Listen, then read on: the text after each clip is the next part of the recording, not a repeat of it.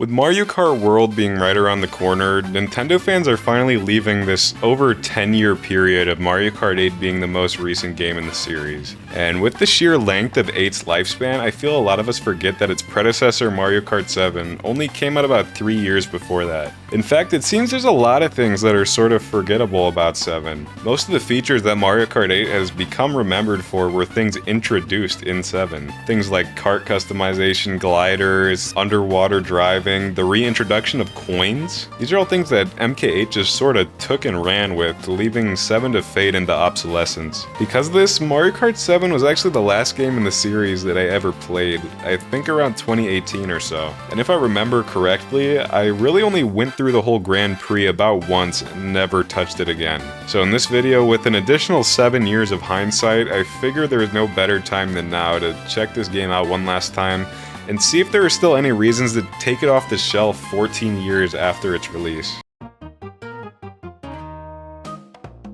As I mentioned in the intro, Mario Kart 7 introduced a considerable amount of features that would kinda go on to form the basis of Mario Kart 8. In fact, I think all in all 7 may have been the more innovative of the two. Besides the fact that Mario Kart 8 was the first HD entry in the series, really all it added was anti-gravity, which is quite the big change if you don't consider the fact that 7 added gliding, underwater driving, and kart customization. Now funny enough, all 3 of these features are being cut for Mario Kart World, or are at least being tweaked, but I'll get to that in a moment. Let's start with gliding. So for the first time ever in the series, you're given control of your vehicle's aerial movement. Ramps had been a feature ever since Super Mario Kart in 1992, but there really wasn't much to it. I'd say the only real exciting jump in that game was on, what was it called? Mario Circuit 2, that one. You kind of jump over this previous part of the track, which is kind of sick for a game that isn't even in 3D. This feature's kind of expanded in 64, where there's a few stages that have these huge jumps that send you flying through the air. This is kind of the extent that air travel was left at for the following games. We would get this in like DK Mountain and Double Dash and DK Summit and Wii, as kind of some of the more notable examples. But 7 made undoubtedly the greatest improvement to this with the introduction of the gliders. With these, you can actually control where you're going in midair instead of just kind of watching a glorified cutscene whenever the devs want to make a cool set piece. I'd say this is probably the most enjoyable of the 3 main things introduced in this game, which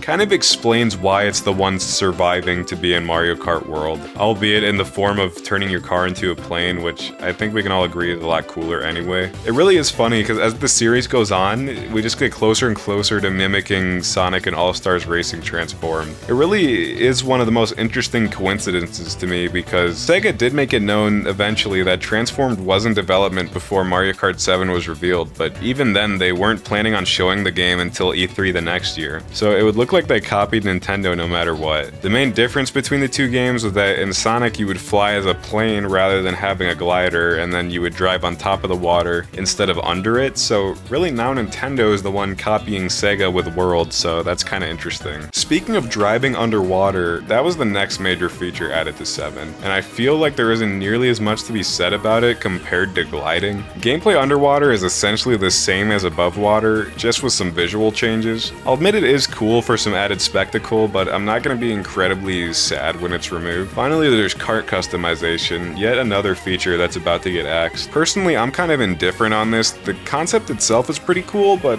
this is the one addition that's just objectively better in Mario Kart 8, especially in the deluxe version. You see, when you first start a new file on this game, there's hardly any custom options to choose from. You start out with just 3 karts, 3 wheels, and 1 glider. Now, this wouldn't be so bad if it wasn't for the fact that it takes forever to unlock new stuff. For every 50 coins collected in Grand Prix, you get a random unlock, meaning if there's a particular part you want to get, there's a chance you'll have to get the maximum 4,000 coins just to finally unlock it. To put that in perspective, the most coins you can get from a single cup is 40, with 10 from each race. That means unlocking everything is going to take 100 cups or 12.5 runs through the entire course selection. And that's assuming you end every race with 10 coins. Due to this fact, I just sort of chose to ignore the system altogether, which really is a shame when it was one of the main selling points of the game when it came out. Again, this is not really a feature I'm gonna miss too much when it's gone.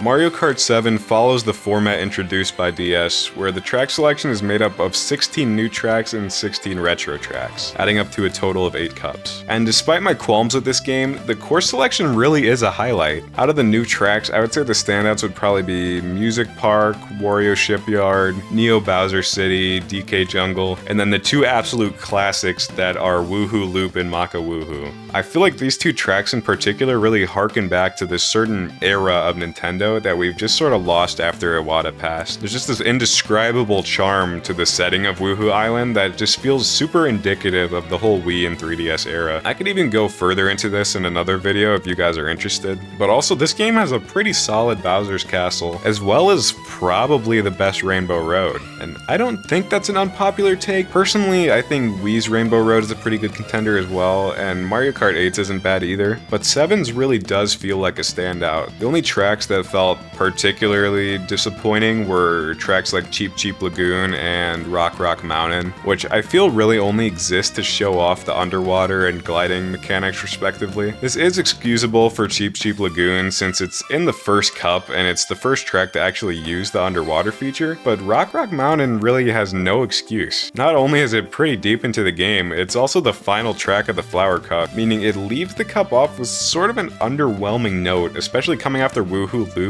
and Music Park. Ignoring those tracks, this really is a solid selection of courses. Now for the characters. From what we've seen of the Mario Kart World trailers, that game is gonna have by far the most bizarre roster in the series. But until then, I would say Mario Kart 7 still takes the cake in that regard. You start off the game with 8 pretty usual racers, but for every cup you complete in 150cc, you unlock an additional racer, giving the game a final roster of 17 if you include the Miis. The first few unlockables are staple characters like Daisy and Wario, but then after that, things get a little weird. Getting first place in the Special Cup gets you Metal Mario, which really does feel like kind of a wasted spot on the roster. Granted, this game was rushed, so I can see why a simple palette swap for Mario was an enticing choice for the devs, but Metal Mario's inclusion really did piss a lot of people off when they found out it meant Waluigi wasn't making the cut for this game. And really, it is such a bizarre decision not to include him, especially when the other unlockable characters are Honey Queen and Wiggler. Now, I actually kind of like the inclusion of Honey Queen simply due to the ridiculous of it all, but Waluigi undoubtedly deserved that spot more. I mean, he had been in the series since Double Dash and has been quite popular ever since. All in all though, this roster isn't the worst in the series, but it's definitely the part of the game that could have benefited the most from having some more development time.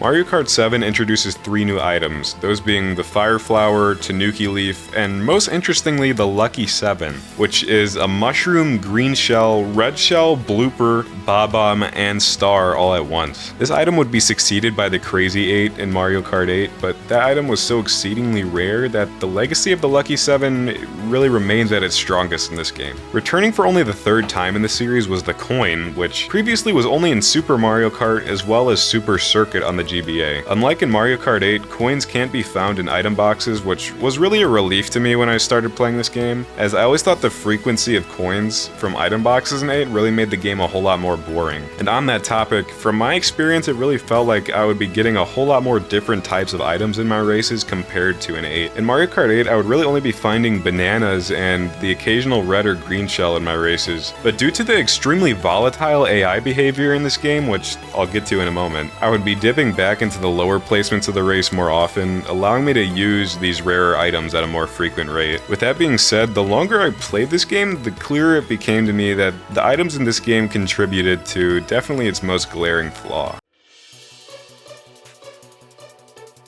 I think I've been mostly positive throughout this review, but I really should make it known that ultimately I did not really enjoy my experience with this game. What I saw as the biggest flaw in Mario Kart 8 for the longest time turned out to actually be the main thing that Mario Kart 7 was crucially missing. And when I say that, I'm referring to the balance of chaos versus order in these games. Now, Mario Kart is a party game first and a racing game second, so randomness is to be expected. But in Mario Kart 7, it really feels like the skill is just thrown out the f***ing window sometimes. As I mentioned earlier, I noticed that Mario Kart 8 had what felt like pretty boring gameplay in regards to items, primarily for racers in higher positions. However, with the context of Mario Kart 7's general gameplay, I began to realize this is completely excused. Mario Kart 7 only has 8 racers compared to the standard of 12 ever since Mario Kart Wii, and this is understandable considering the 3DS is a handheld and has less computing power because of it, but it seems the devs really overcorrected for this fact with the way that the AI racers behave in this game. In nearly every race, it seemed like all 8 racers would be in what felt like a super close proximity to each other, meaning it was way easier to lose a good position. And yes, this does mean you end up getting to use rarer items more often, but that also applies to the NPCs that are going to be right behind you.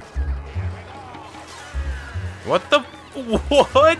What? Constantly throughout my playing time, my chances of holding on to a first place were repeatedly ruined by just getting hit by one item, which could sometimes take me back all the way to 6th place on its own. Now granted, I was playing 150cc, but that's the mode I spent most of my time in Mario Kart 8 on as well. Not to mention, if you want to unlock anything in this game without collecting thousands of coins, playing 150cc is really your only bet. Adding to these issues is the fact that this game is one of the most horrible variations of the blue shell in the entire series. Ever since Double Dash, the blue shell has had these wings on its sides, allowing it to fly over the track until it reaches the racer in first. Even in Mario Kart 8, where the wings are no longer present, it still behaves in this flying manner and only really punishes the player in first place, which is how it's really intended to be anyway. However, for some bizarre reason I can't even begin to fathom, the devs thought it would be a good idea to have the blue shell travel back on the ground like it did in 64. Now, the blue shell was a pretty rare item in Mario Kart 64, not even being accessible to CPUs. In 7, on the other hand, you're going to be seeing at least 2 of these every race, and since it travels at ground level, not only is the player in first place getting punished, but everyone behind them is at risk as well, meaning you could be minding your business in 4th and get hit by a blue shell, which just seems so contrary to what a blue shell has always been meant to achieve. Now, to answer the question I wrote in the title of this video, if you were to ask me if Mario Kart 7 is obsolete or if it truly is a hidden gem, I would honestly have to tell you it's both. If you took the courses and controls and graphics of this game and simply put it in the same game as Mario Kart 8's roster and item balancing, you would quite possibly have the best base game in the series, at least until World comes out for the Switch 2. Before this video ends, I should probably at least mention the existence of CTGP7, which is this huge fan mod for the game. If you couldn't tell from my footage, I was playing this game on an emulator, and I tried to install the mod, but